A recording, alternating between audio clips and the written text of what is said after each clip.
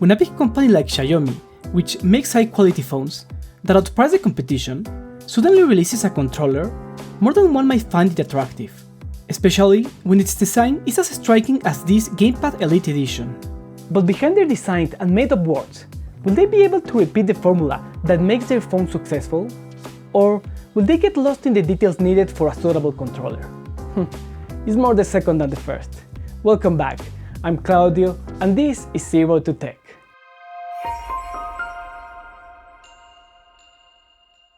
With the official name of Xiaomi Gamepad Elite, the intention is very clear, comparing themselves to the Xbox Elite controller series. But even when the name can draw a lot of attention, the incredible thing is the lack of reviews with real content.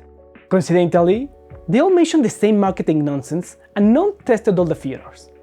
And by looking at the box, you can begin to understand why. But that does not take away the disappointment of the bad reviews. The only thing I learned from them is that the one I got was used, or at least already open. It didn't come with the arrow plastic, it was closed only with two tapes that clearly did not come from the fabric. At least when I opened it, the controller seemed to be fine. We removed its tray and below we found the manual. And here's our price. The reason all other reviews were rubbish. It only comes in Chinese. But that won't stop us. Also, it does not come with a USB-C cable to charge it, but it does include a clip to put your phone in. In its place on the box, you could see someone remove it before, and to my great disappointment, it came broken at the joint.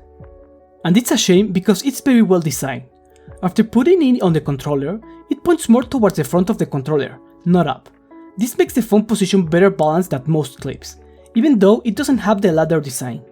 But the best part is the rubber grips to hold the phone. It has an additional molding not to press the buttons, which in my red magic is a serious problem. In short, a good clip when it doesn't come broken.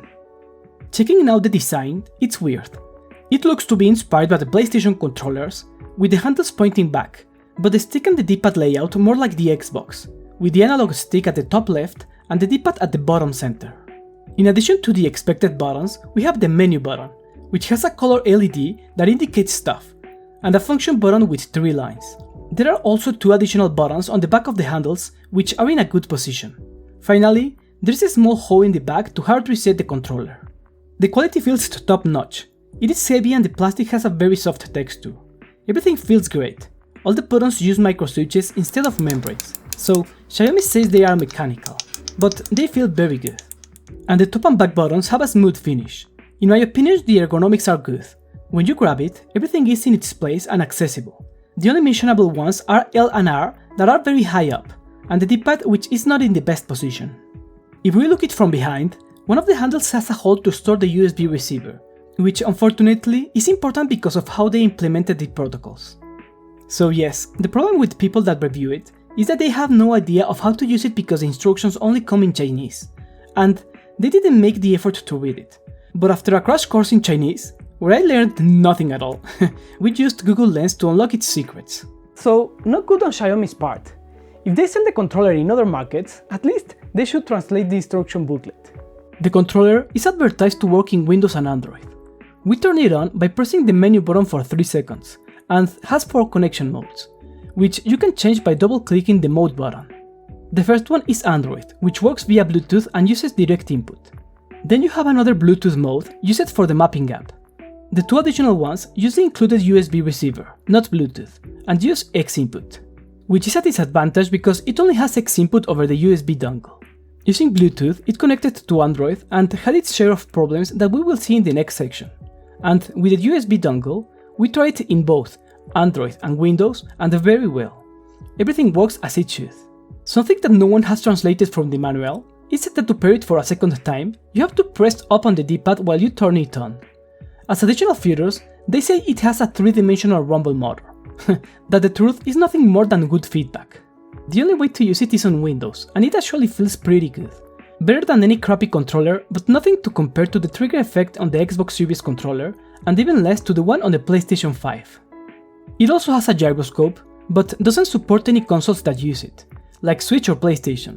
The only thing it's used for is to map the movement to the right stick, which sounds good on paper, but we will see later the nonsense they did.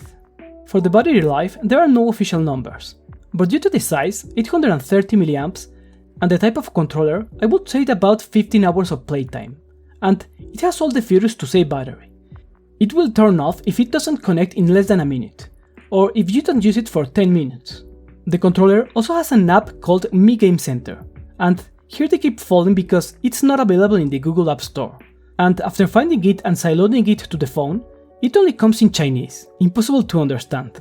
And supposedly it comes with all Xiaomi, POCO or Redmi phones, but it's not in any of mine. Maybe it doesn't apply to the rest of the world. So we used Google Lens again and were able to use it to update the firmware. But nothing else. We couldn't use the screen mapping mode, but were able to activate the gyroscope, but it's something you can do without the app. Finally, I thought that we could map the two back buttons, but I did not find how, and I don't think it can be done. They are mapped to R1 and L1, so maybe they put them as a fix to improve the ergonomics. If they can be mapped to something else, it's in Chinese to find out. Let's start the test with the analog buttons. These have very smooth travel and a lot of throw, just like an Xbox controller. And with their smooth texture they feel great, but functionally, it is one of the biggest problems. In Android mode, for some reason they don't work as analog buttons, only digital. And this wouldn't be so bad if they worked, but when I started testing with Fortnite, there was immediately a problem. It doesn't detect them. All buttons work except these two, and no matter how gandy you feel, this way you will never go above second place. Ridiculously, they programmed them to send only the accelerate and brake signal, and not L2 and R2. It may sound weird, but check. All controllers with analog buttons send both signals at the same time. Even this one if we connect it with USB instead of Bluetooth. So in this mode you cannot play Fortnite and others. Absurd, because if they were going to leave them only as digital, they should have mapped them to L2 and R2. But this way, they only work in car games like Rush Rally, and without analog support. Now, with the USB and X input they work perfectly. The saturation is linear and without dead zones. Both in Android and Windows, car games detect it perfectly. But let's face it, you're not going to be plugging a USB into your phone. So we can start considering this controller only for Windows. About the analog sticks, Xiaomi says that they are made by Alps, which, yes, are one of the best there, but the same as any good controller. But they do feel very good. The movement is smooth and require very little pressure, similar to the Xbox controller, and they even have more travel. Its click is clear and works at any angle. When testing them on Android, they work very well. They have a minimal dead zone in the lower part, which is common in all controllers. But it does not affect the saturation, which is perfect. It passes through all the percentages without an issue. And the figure they draw is perfectly rounded. It has no jumps or stops. Certainly a first-rate calibration job. And we can see it. With a rounding margin of error of only 3%, is one of the lowest we have seen. In Fortnite, they really worked perfectly, although only with the USB. They are the type of sticks you want to play with. Both movement and aiming works perfectly, no delays or strange movements. In racing games too, with its long travel and perfect calibration, handling the car with smooth movements, as it should be, works perfectly. Also for retro games, it worked well in the N64 controller test, and when we tried with Mario 64, we see that we can make him walk without walking, and pressing diagonally, it must reach the edge to mark maximum speed. On Android, the biggest issue is that, as usual, it doesn't work with Apex Legends or Call of Duty. So we had to use Mantis, where after doing the calibration process, it could detect L2 and R2, and that's good. If not, we were going to put this one in the garbage bin, which is hard to understand. Everything looks fine, you are on the verge of perfection, and instead of implementing analog R2 and L2, and sending both signals, they forgot it. It's not even fixed on the latest firmware. A shame. Now let's mention the gyroscope mode. You turn it on by pressing the button with the 3 lines and R3 for 3 seconds. In theory, it maps the gyro movements to the right stick, simulating the games that do it in the Switch and PlayStation, where you do the long movements with the sticks and the fine adjustments with the gyro. And it works in all modes. It seems to work quite well. The movement is very smooth. The only problem is that, 1. It's always activated, not only when you press the aim button, and 2. The right stick stops working completely, so you only have gyro, and I challenge you to do a 180 turn like this. I can picture the executive telling the team, "Hey, why don't we do motion aim like in the PlayStation 5? And the engineer is like, "What is a PlayStation 5? So they implemented whatever they understood. Because if you have used the gyroscope to aim, at least once in your life, you know how dumb it is to block the stick. Well, now let's check the D-pad. This is one of the weirdest parts. You can see it's a little raised as if you could remove it, and it's circular like Sega's, but not as big. It's very concave and with small moldings to help press the direction. It uses micro switches and requires a lot of pressure, and using it on games, it's rubbish. While pressing any direction feels good, changing direction or making diagonals is a problem. In Contra 3, you cannot mix them.